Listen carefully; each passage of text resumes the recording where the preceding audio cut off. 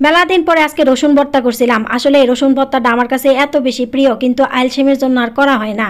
আর এই রসুন ভর্তাটা মনে করলেন গরম ধোয়া তোলা ভাত দিয়ে যখন খাবেন কি যে একটা মজা লাগবে, যে না খাইছেন সে আসলে কোনোভাবেই বুঝবেন না এই জিনিসের টেস্ট। যাই হোক, এই গরম ভাত দিয়ে যখন এই ভর্তাটা মাখানি হয়, এটা কালারিটা চেঞ্জ হয়ে যায়, এটা খাইতে এত বেশি মজা লাগে। যাই হোক, আজকে চলেন রসুন ভর্তা কেমনে বানাইলাম সেটাই আজকে আপনাদের সাথে শেয়ার করি।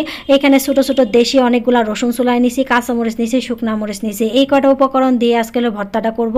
তারপরে ফ্রাই প্যানে অল্প একটু তেল দিয়ে এখন শুকনা মরিচগুলো মশমশা করে ভাইজা নিব। আসলে এমন ভাবে ভাজবো যেন পুইরা না যায়, পুইরা গেলে মনে করলেন ভর্তা তো মজা দূরে থাকে, এটা মনে করলেন খাইতেই পারবে না, তিতা লাগবে। যাই হোক, চুলার আগুন কমাই দিয়ে এটা মশমশা করে ভাইজা নিব। আর এটা যখন ভাজা হয়ে যাবে তখন একটা বাটির মধ্যে নামাই নিব।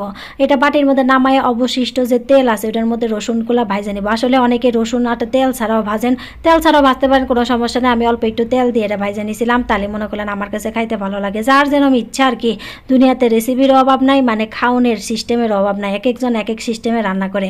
তারপরে এখানে আমি রসুনগুলা একটু ভাজা হয়ে গেলে দিয়ে দেবো কাঁচামরিচগুলা।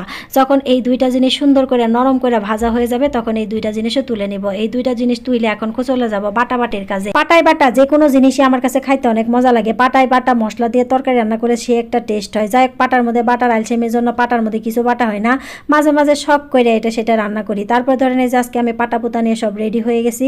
এখানে আগে শুকনা মরিচগুলা সুন্দর করে বাইটে নিব।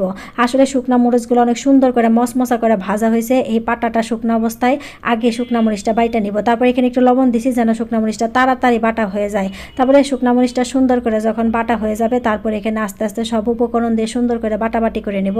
আসলে শুকনা মরিচটা এত বেশি বাটার কোনোই প্রয়োজন নাই, একটু আদা বাটা হলেই যথেষ্ট। যাক, এটা মনে করলেন বাড়তে যায় আরেকটা কেলেঙ্কারি হয়ে গেছে। ডাইনিং টেবিলের উপরে এটা মনে করলেন বাড়তে যায়, সেটা খালি আল্লাহ আল্লাহ করতেছিলাম, ডাইনিং টেবিলটা না জানি ভাঙ্গা জায়গা। তাইলে মনে করেন আজকে ভর্তা খাওয়া আমার মনে করলেন পেলপেলেশন বাইরে হইতো। যাক, আল্লাহ আল্লাহ করে যখন বাটা শুরু করছে এটা কিন্তু আর ভাঙে নাই, একদম আমার টেবিল সব ঠিকই ছিল। তারপরে এখানে রসুনগুলা দিয়ে নিলাম, তারপরে কাঁচামরিচগুলা যে আগে থেকে ভাইজা রাখছিলাম সেইগুলাও দিয়ে নিলাম। এগুলাও কিন্তু মিহি করে বাটার কোনোই প্রয়োজন নাই, আলতো করে দুইটা বাটা দিলে যথেষ্ট। তাইলে মনে করলেন এই ভর্তাটা খাইতে পারফেক্ট হবে। একদম মিহি করে বাইটটা ফেলাইলে খাইতে আমার মনে হয় না তেমন একটা স্বাদ লাগবে। তারপরে এখানে আদা একটা বাটা করে নিছি, মানে একটু আলতো করে বাটা করে দিয়ে তারপরে যেন সবটি দিছি একটা মাহানি। তারপরে যে সুন্দর করে মাখায় টাখায় সব একটা সুন্দর করে মিশাই নিব। লবণটা অবশ্যই চেক করে নিতে হবে, লবণ বেশি হইলে সমস্যা, কম হইলে সমস্যা নেই, কম হলে পরে দেওয়া যাবে। এজন্য আমি সবসময় যে কোনো জিনিসের মধ্যে আগে লবণ কম দিই, চেক করে দিই ঠিক আছে কিনা, তাহলে প্রয়োজনে আবার দিই। তারপরে মনে করেন যে একটু ধনিয়া পাতাও দিছিলাম। ভর্তার মধ্যে ধনিয়া পাতা মূলত করলেন তো একদম সোনাই সোহাগা। তারপরে একটু ভর্তার মধ্যে ধনিয়া পাতা দিয়ে একটু তারপরে সরিষার তেলও দিছিলাম, বলতে মনে ভুলে গেছি, একদম খাঁটি সরিষার তেল দিছিলাম। দিয়ে এটি ভালো করে এখন মাখায় এই যে ভর্তা আমার রেডি। এখন লাগবে হলো গরম ধোয়া তোলা ভাত। গরম ধোয়া তোলা ভাতের সাথে এটা মনে করলেন খাইতে অমৃতের মতো লাগে। বিশ্বাস করেন ভর্তাটা এত বেশি মজা হয়েছিল, বাসায় কিন্তু আপনারা অবশ্যই একবার ট্রাই করবেন।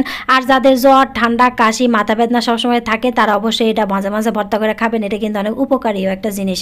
যাক, ভিডিওটা কেমন লাগলো সবাই জানাবেন, আর আমার পেজটাকে ভালো লাগলে অবশ্যই একটা লাইক দিয়ে রাখবেন। সবাই ভালো থাকবেন, আল্লাহ হাফেজ।